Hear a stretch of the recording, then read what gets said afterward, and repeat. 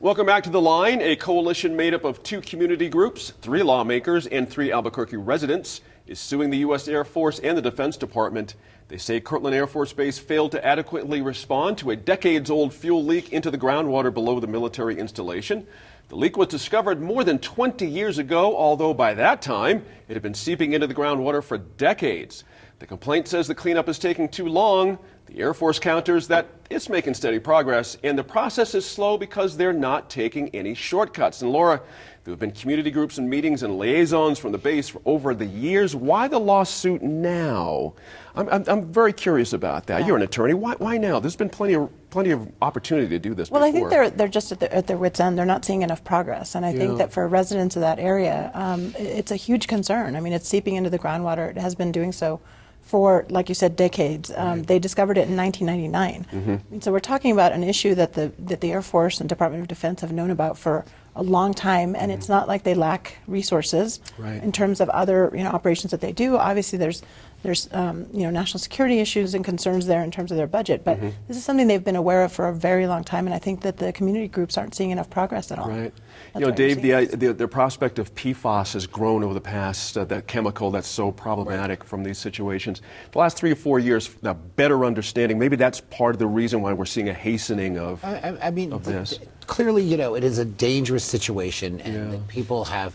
I always think if you go to litigation, you're sort of at the last exit on the freeway, and so they went to litigation, and litigation, it's well, you would like it, but it does tend to maybe slow the process, but it also might make it more thorough. And I think we don't know exactly what the motives are. They could be looking for more information, or they could just be trying to force their hand and saying, they want to. Was it at federal court? They want them to say, do this. And want it done. For the record, I don't like litigation. Sometimes it's necessary. Right. I don't like litigation. Well, none of us like it. That's right. Yeah. Just a point of clarification, PFAS, of course, is our other military installations. This one is ethylene dibromide, known as EDB, a carcinogen, and they all stink. Whatever they are, they're awful.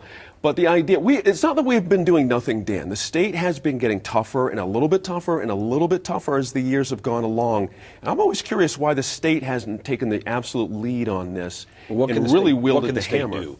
I mean, those are federal installations. They're literally immune from state intervention. I mean, that's, if you remember back when they were talking about closing Cannon Air Force Base, it was one of the thoughts that President Bush had about turning it into a refinery because you didn't have to ask for any state EPA stuff. But isn't the state suing Cannon over PFAS? They are, okay. But you see where it's going. I think the problem is, and I think the reason the lawsuits come about is if this was, the Air Force Base at Miramar in, Anaheim, California, if this was in San Diego, if this was one of the bases on the East Coast, and it wasn't leaching, if this was leaching into the La Cueva School District area, there'd probably be some different actions. Right. I think, to the point that Laura brought up, and I think she's right, we're talking trillions of dollars these guys spend every year. They can spend $500 to buy a hammer. They can spend $700 to buy a tire that you and I could buy at Walmart for $1.25. They got to get serious about this. It's not only hurting people, killing people. It's going to have generational effects. And they did it. I mean, it's their fault. I mean, it's their property. They damaged it. They should fix it, and it should be a priority. And I think the reason people are upset is because if this was any place other than little old country bumpkin, New Mexico, I think it'd be higher on the priority to get it fixed. And I think that's also a question that should be brought up to our delegation. I mean, why are you guys not getting this stuff to the forefront? I mean, this is something, since 99, we've had, this isn't, we can blame Trump, and people will, but we've had 3 presidents since they found out about this, and none of them have made it a priority to get this done, and they should. That's a good point. Now, the Air Force, they say they've treated more than 800 million gallons of contaminated water. They have those 4 extraction wells that were the big controversy a few years ago, 162 monitoring wells now evaluating this EDB plume. But when you hear things like plume, things are growing. It's... Right. And you want to know, when this topic came up, we decided what topics we were going to discuss, and I was thinking, why do they have me on talking about this? Because I don't really know much about. But then I realized that as a citizen, that I should know about it. I actually live in that neighborhood, and it is important for us to both thank these organizations that have come forward to say, it's been too long.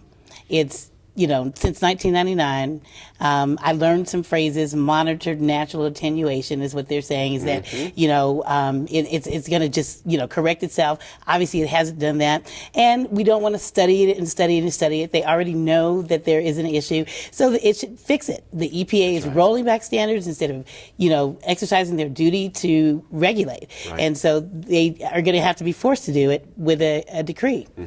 Lauren, when you pull back and think about the overall picture about literally the price we've paid to have so many military installations here, there's been a lot of this over the years.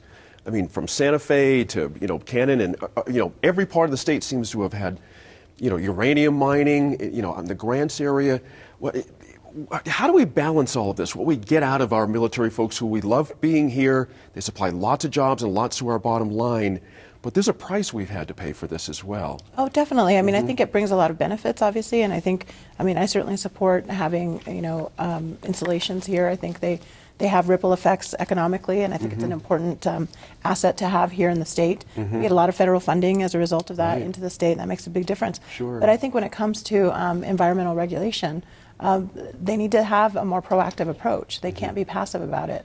And I think that's the point that the group is trying to make, is that they've been very passive in their approach. They've been very, and of course, the Air Force is saying, well, we're being deliberate. We're trying to be thorough. But it's been a very long time, and so I think this group is really fed up, and they're looking for action. Right. And we'll see what the judge. I think, Jen, I think one of the things that's important is to separate.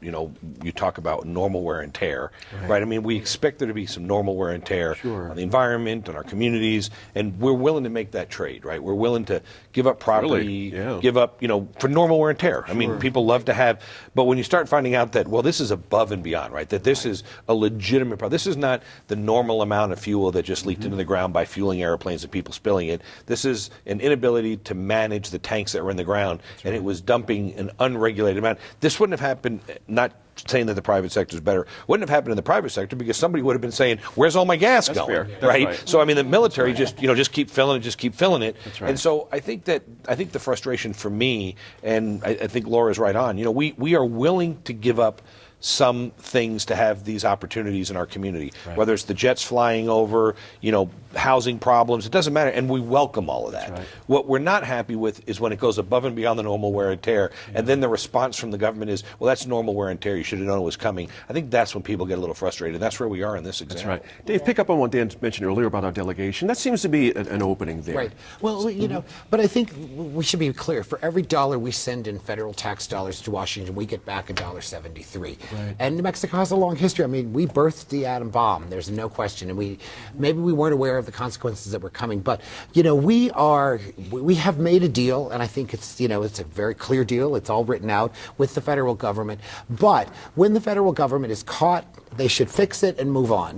This idea, let's stretch it out. Let's litigate it. Let's actually avoid fixing it. Just fix it and be done with it. It's like, it can be that easy. Yep. Absolutely. We should do that. Thanks to you all for thinking about this stuff and digging in. Absolutely. And then, again this week, we'll see you at the table soon.